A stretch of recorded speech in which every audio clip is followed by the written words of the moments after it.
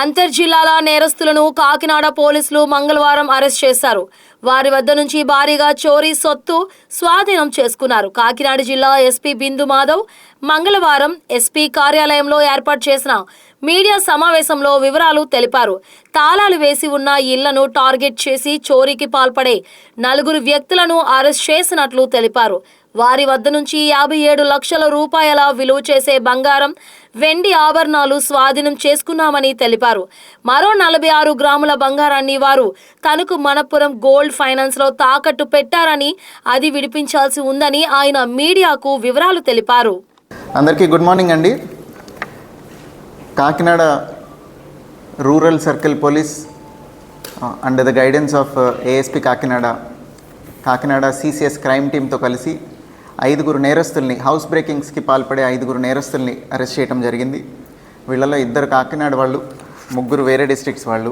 వీళ్ళని అరెస్ట్ చేసి మొత్తం 10 కేసులు డిటెక్ట్ చేయడం జరిగింది. ఈ 10లో 8 కాకినాడలో జరిగిన కేసులు. ఇంద్రపాలెం పోలీస్ స్టేషన్ పరిధిలో 3, కరప 1, పెద్దపూడి, సర్పవరం, తుని రూరల్, తొండంగిలో ఒక్కొక్క కేసులు.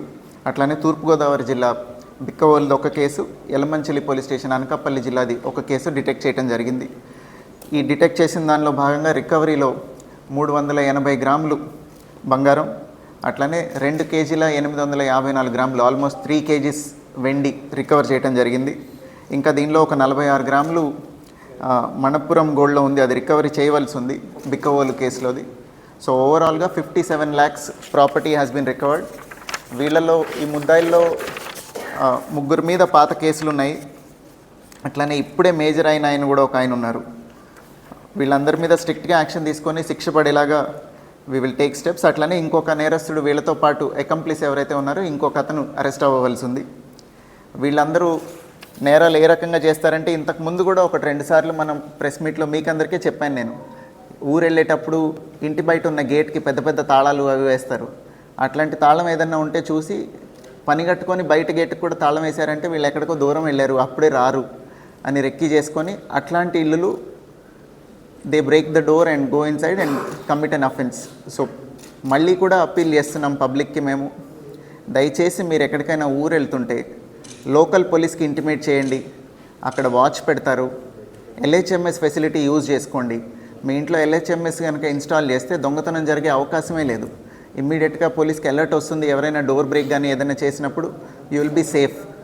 3వది, ఇట్లాంటి టెల్ సైన్స్, మీరు న్యూస్ పేపర్ క్యాన్సిల్ చేయకపోవటం, పేపర్ క్యాన్సిల్ చేయకపోవటం, ఇవి చేయకపోవటం, అట్లనే ఇంటి ముందర గేట్కి పెద్ద తాళాలు వేయటం వలన దొంగలకి అదొక లీడ్ ఇచ్చినట్టు, మేము లేము ఇంట్లో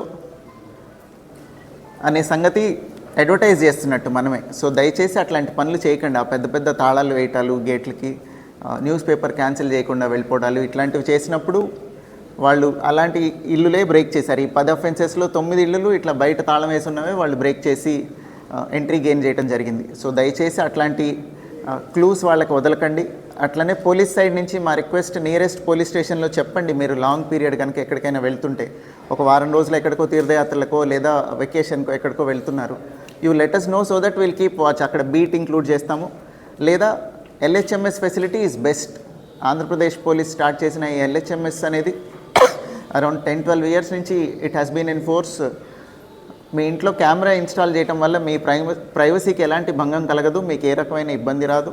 మీరు ఊరు వెళ్ళిన తర్వాత పెడతారు, మీరు రాగానే మేమే వచ్చి తీసేస్తాము. It is completely free of cost also. So దయచేసి ఈ మెసేజ్ పబ్లిక్ అందరికీ త్రూ మీడియా కన్వే చేయవలసిందిగా I request all of you. Thank you.